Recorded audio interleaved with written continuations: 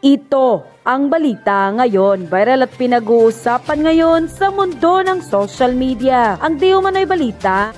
Si Senator Amy Marcos tinawag po na very bad budget ang 2025 General Appropriations Bill na inaprubahan ng Kongreso. Tinawag ni Senadora Amy Marcos na very bad budget ang 2025 General Appropriations Bill na inaprubahan ng dalawang kapulungan ng Kongreso. Sa pulong balitaan, sinabi ni Marcos na lumabag sa konstitusyon at batas ang pinal na bersyon na panukalang pondo para sa 2025. Kaya patuloy ang panawagan ni Marcos na ibalik na lamang sa BICAM ang 2025 General Appropriations Bill at doon ayusin ang ilang probisyon at hindi kailangan pang umabot sa veto.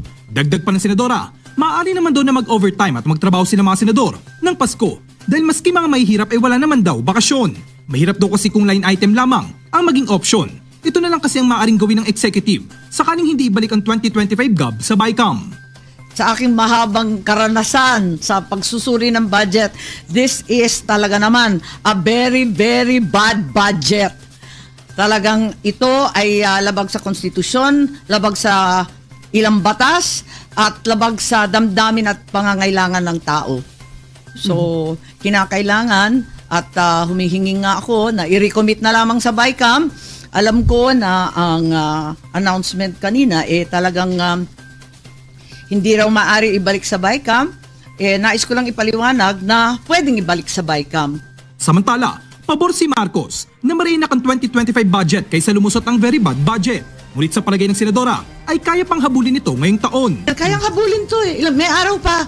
Huwag na tayo muna masyadong magbiyahe at magbakasyon. Tulad ng sinabi ko, mahihirap, wala namang bakasyon, wala namang biyahe. Di magtiisan tayong lahat. Ang tatagal ng ganun Sabi ko nga, ay may net naman tayo, kayang habulin yan. Kung seryoso tayo at talagang puspusan magtrabaho, magkasundo, at sabihin ng ating Pangulo, ng ES, ng DBM, eto talaga ang kinakailangan ng bansa, ito yung tutukan natin. Sa palagay ko, wala pang isang linggo yan tapos.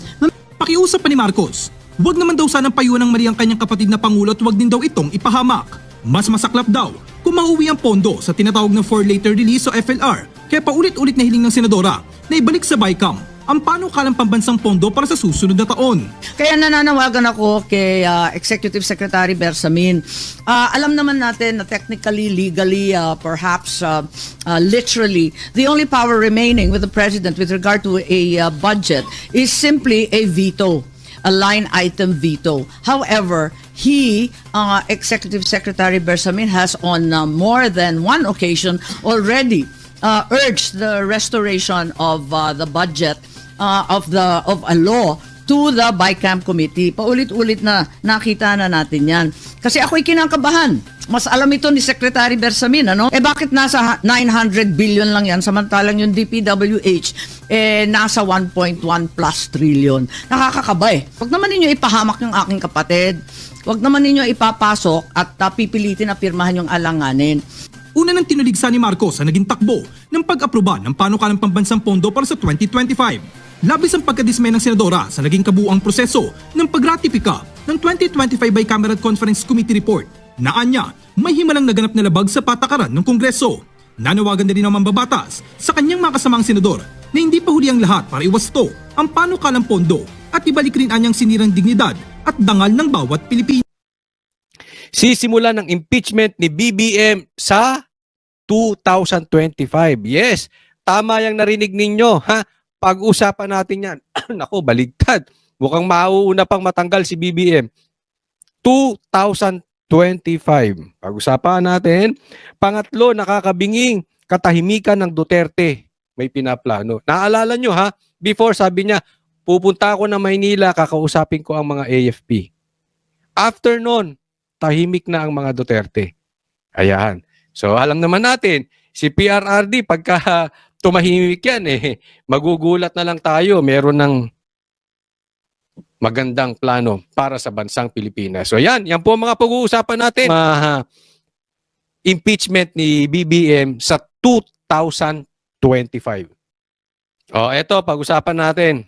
Inihayag ng isang economic risk consultant na may nagawang impeachable offense si Bongbong Marcos Jr. ngunit hindi ito pinag-uusapan ng mga mambabatas dahil para sa dating Chief Presidential Legal Counsel na si Attorney Salvador Panelo, kontrolado ni BBM ang Kongreso. Narito ang balita ni Almar Forzuelo.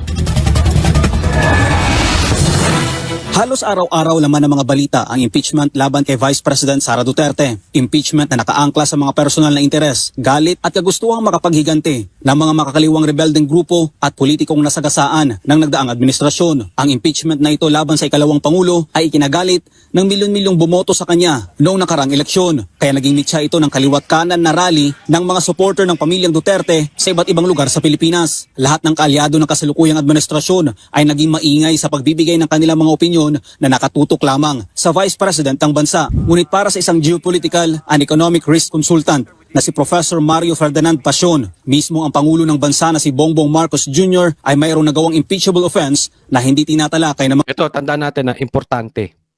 Ha? Maraming nagawa si BBM na impeachable offense. Yun lang importante na yun. Saka natin puntahan yung mga detalye. But the fact remains, meron. Kaya lang may problema. Pero meron tayong solusyon. ng mga mambabatas. Sa isang forum, sinabi ni Professor Pasion na nilabag ni BBM ang mga nakasaad sa konstitusyon sa pamamagitan ng pagpasok ng mga Amerikano at paglalagay ng missile system nila dito sa Pilipinas. Section 2 of Article 2 of the article on the Declaration of Principles and State Policies under sub-article on principles. And I will quote, "The Philippines renounces war as an instrument of national policy, adopts the generally accepted..." Tama yan. Isa sa malaking kapalpakan mo, Marcos. Bakit sip-sip ka sa mga kano? Bakit pinapasok mo yung EDCA na yan? Nilalagay mo sa alanganin ang ating bansa. But wag tayo mag-alala. Ako'y naniniwala na tatanggalin ito ni Trump sa atin. Itong EDCA na ito. Pero gayon pa man, impeachable offense yan. Ha? Nilagay mo sa danger ang mga Pilipino. Higit sa lahat yung mga sundalo dyan. Dahil madadamay tayo sa away ng China. Ikaw, BBM. Ikaw, yes, you are. Kasalanan mo lahat yan. Kasalanan mo yan. Pag may nangyari, ha? Kaya iyan ay maliwanag na isang rason sa dinami-daming rason na pwede kang ma-impeach, BBM. Principles of international law as part of the law of the land and adheres to the policy of peace, kapayapaan, equality, pantay-pantay with Russia, with China, with all countries of the world, justice, freedom. Ang nakakapagtaka dito kay Marcos, ang mahina ata talaga utak mong tao kay. Bakit ba tayo nakikisali sa away ng mga may away? Wala naman tayong kakayanan. Yung flood control project mo nga, hindi mo kayang solusyonan. Mahirap tayong bansa, sasali pa tayo sa gera-gera nang hindi naman natin away. Di ba? I mean, hindi ko alam talaga kung itong si Marcos ay bobong talaga. Bobong Marcos o nagbobobobobohan lang eh. Pero kasi alam mo, may mga nagsasabi. Ha? Dahil may mga kaso to sa Amerika di umano na yung kanilang mga asset ay naka-freeze. No? So, hindi natin alam kung anong talagang totoo dito. Pero isa daw yan sa mga rason. Okay? Hindi naman natin alam personally kasi wala naman tayo sa Amerika. Pero yan, ang kasunduan, ang kapalit niyan, buhay ng Pilipino. Para makuha daw, di umano, ni Marcos, ang gusto niya sa Amerika, ang itinataya niya, buhay ng mga Pilipino. Masakit yan. Anong gagawin ng mga sundalo natin dyan? Cooperation with all countries of the world, not just America, and amity with all nations. Section 8 of the above article under the sub-article is state policies. And I quote the Constitution directly. The Philippines, consistent with the national interest, adopts and pursues a policy of freedom from nuclear weapons in its territory. And finally, on Section 25 of Article 18 on the transitory provisions. Ito, napakahalaga. After the expiration, hindi before, after the expiration in 1991, after 1991, ano ba tayo ngayon? 2024, di ba? After 1991, on the agreement between the Republic of the Philippines and the United States of America concerning military bases, foreign military bases, troops or facilities shall not be allowed in the Philippines. Yan, ang mga bases ng Amerikano, bawal. Hindi pwede sa Pilipinas. Anong ginawa? Pinalitan ng pangalan. Hindi US bases. Hindi US base. EDCA sites. Ayan si Marcos. Ha? Ayan ang mga style nila. Di ba? Pinalulusutan. Binabago ang mga pangalan. Binigyang diin ito na ang ginawa ngayon ng administrasyon kasama ang bansang Amerika ay isang impeachable offense. This is an impeachable offense, culpable violation of the Constitution, betrayal of public trust. Napakabigat po na, kasi ang impeachable offense po, yung lang pong high crimes. Crimes hindi po impeachable yan. Pero yung culpable violation of the Constitution at saka yung high crime of betrayal of public trust, yan po ay impeachable talaga, walang kaduda-duda. Kaya Mr. Beloved President Bongbong Marcos, kung ayaw mong ma-impeach, dapat magkaroon po ng bagong, new treaty. Hindi yung before 1991, dapat after 1991. Para naman sa dating Chief Presidential Legal Counsel ng nakarang administrasyon na si Attorney Salvador Panelo, kahit na malinaw na impeachable ang ginawa ni Marcos Jr. ay hindi ito lulusot o pag-uusapan dahil kontrolado nito ang Kongreso. Yung impeachable process against the president, kalimutan nila yun. Wala yun. Kasi nga, hawak niya ang kontrolado niya ang Kongreso. Ang impeachment is a political numbers game. Tama naman si Attorney Sal Panelo dyan, ha? Numbers game yan. Kaya nga, kanina dinidiscuss natin yung pirmahan. Okay? Hindi uusad ito sa Kongreso. Kasi ando doon yung pinsan niya, si Martin. So, hindi may impeach to si Marcos. Kaya nga ito ang nabubuong plano ng mga umuugong. And nasa sa inyo na po yan. Kung talagang mahal nyo si Marcos, alam nyo gagawin nyo. Kung sa tingin ninyo, sawang-sawa na kayo kay Marcos, isa lang po ang gagawin ninyo. Lahat ng mga kaalyado nito sa Kongreso, huwag nyo nang iboto. Bawi tayo. Sa 2025, alamin nyo na kung sino ba dyan sa lugar ninyo. Kasi wala tayong problema sa Senado eh. Alam natin yung iboboto natin, straight PDP tayo with Marcoleta and Pastor Kibuloy. Alam na natin sa Senado, kaya lang sa Congress, sa party list, ang iboboto nyo, especially sa party list, huwag kayong boboto ng komunista. Delikado tayo sa komunista. Pangalawa, diyan sa distrito ninyo, ang iboboto ninyo, yung siguradong sawang-sawa sa pagbumuka ni Martin at ni Marcos. Again, this is a numbers game. Kaya kung ang mananalong congressman ay kaalyado ng mga Duterte or kahit hindi kaalyado ng mga Duterte pero sukang-suka na sa ginagawa ni Martin at ni Marcos, yun ang iboto nyo. Una nating tanggalin si Martin. Dahil tatakbo ulit yan si Martin eh. Huwag nyo nang iboto. Maawa kayo sa bansang Pilipinas. Iyan na si Martin na may hawak ng Pilipinas eh. Siya na nagdidesisyon. Sino bang nagdidesisyon ng budget? Sino bang nagpapakulong na sa mga dyan nagpapakontempt? Si Marcos ba? Si Tamba? Yan na presidente natin. Yan na ang gumagalaw. Sino bang nagpapaimbestiga sa Duterte? Si Tamba. Unahin na nating tanggalin si Martin.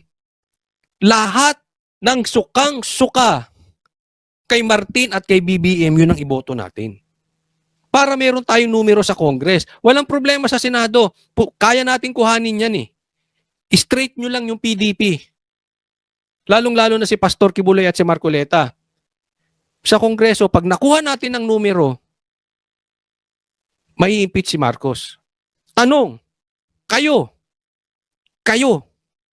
panawagan, kaya nyo bang iboto yung mga kalaban nila Martin at ni Marcos? Yan ang importante. Kasi baka mamaya ngawa tayo ng ngawa, boto naman kayo ng boto. Diba? Ang daming galit sa Marcos, mga diktador kayo. Binoto naman si Marcos. Baka mamaya galit na naman kayo kay Martin at kay Marcos, iboboto nyo naman. Hindi ko po kayo sinisisi kung nabudol kayo. Sa katunayan, gusto ko pa nga yun eh. Dahil kung nabudol kayo, ngayon nadala na kayo. Hindi nyo na uulitin yung pambubudol. Hindi na kayo papabudol ulit, I mean. Pero baka yung iba dyan, sawang-sawa na kayo, galit na galit kayo. Ang iboboto nyo naman, hindi kasi mabait si mabait si Dan Fernandez eh. Hindi, gobernur pala tinatakbo na nung pambihira Laguna, maawa kayo sa sarili ninyo. Kasi mabait si Barbers eh. Kilala siya ng pamilya namin. Kaya kahit galit kami sa kanya, boboto na. Wala tayo niyan pagka ganyan ang attitude nyo. Diba? Pero ito sa akin naniniwala ako, mapapansin nyo, tahimik ang Duterte. Hindi ganyan si PRRD. Labas yan ng labas sa media. Sa katunayan, may binitawan siya, di ba? Pupunta siya sa Manila at kakausapin ng AFP. After nun, tahimik na. At meron tayong naririnig na lahat po mangyayari sa 2025. Yung mga inaantay ng taong bayan sa 2025. Again, kung totoong sawang-sawa ka sa pagmumuka ni Marcos at ni Martin, do your part. Lalong-lalo na dyan sa distrito ni Martin. Pag binoto nyo pa yan, kasalanan nyo ang nangyayaring masama sa bansang Pilipinas. Do your part. Please lang po. Nakikiusap ako. Kung tunay ang galit ninyo, this is our time. Do your part. Huwag na po nating iboto. At meron tayong nababalitaan, impeachment will start against Marcos. Numero lang ang inaantay dyan sa Kongreso. Ipakita po natin ang puwersa natin. Paliwanag nito na kaya nakalusot ang impeachment laban kay VP Sara ay dahil nagtulong-tulong ang lahat ng kaalyado ni BBM. Correct, tama. Wala naman talagang kasalanan si VP Sara eh. Kaya lang pinagtutulungan siya eh. Ano pa gagawin nyo? Hello? Well, anyway, maglalabas po tayo ng listahan dahil pinag-uusapan na po yan kung sino-sino mga iboboto sa bawat distrito. Kasi very crucial po yung mga congressman. Sila yung mahilig mag-imbestiga eh. So, maglalabas po tayo kung sino yung mga sip-sip kila Martin at kung sino yung galit kila Martin. Nakalusot yung impeachment complaints, dalawa pa, labang kay VP Sara. Tatlo na ngayon, tatlo na. Yung nagpapakulo niyan, kaalyado ng may hawak ng kapangyarihan ngayon. Kaya paano mo papailan ng impeachment yan? Dismiss ka agad yan, deny, wala, hindi makakapasok yan. Kahit na sa ilalim ng saligang batas, yan ay labag. Alam mo, tama ka naman, may punto si Panelo eh. Kahit sa mata ng batas, may nalabag to si Marcos. Ayaw niya pang diretsahan eh, yan ay labag. May nalabag si Marcos. Yan, diretsahin na natin. May nalabag si Marcos. Okay na yon. For now, okay na yon. Nasa taong bayan na. Nasa atin na ang bola sa darating na eleksyon. Huwag muna nating isipin yung dayaan, etc. Let's do our part. Bumoto tayo ng tama, bantayan natin yung boto natin. Diba? Matuto na tayong kumilatis.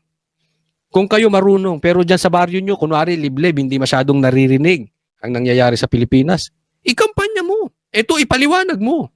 Do your part. Lahat po tayo may parte rito. Vlogger ka, broadcaster ka, may malaki kang channel, may maliit kang channel, or wala kang channel. Ikampanya nyo dyan sa lugar na yan kung sino yung mga sip-sip sa mga Marcos at mga Duterte. Sa ilalim ng saligang batas, Again, huwag nyo ikampanya na sila iboto. Sabihin nyo, wag silang iboto. yan ay labag. Sa huli, sinabi ni Professor Herman Camentong Laurel, presidente ng Asian Century Philippines Strategic Studies, na sa susunod na taon ay kanilang paiigtingin ang kanilang kampanya laban sa ginagawang alyansa ni BBM at ng Amerika na Paano mo papailan Hindi lang ako kasi nakafocus sila sa EDCA. But hindi lang po EDCA. Hindi lang po EDCA ang problema. Maraming yung flood control projects na lang ni BBM. Impeachable na yan. Kasi isipin mo, pinagmalaki niya billion sa nagagastos and yet ganyan. Yung bintang nga sa kanyang drug test ay na siya ay na bangag, hindi niya kayang patunayan na hindi siya bangag. Ayaw niya magpa-drug test. Napakadami pong nalabag ni Marcos at let's not focus doon sa mga iilan lang. Di ba? Ang i-focus natin, may nalabag siya, marami siyang nalabag, and then yung ating part.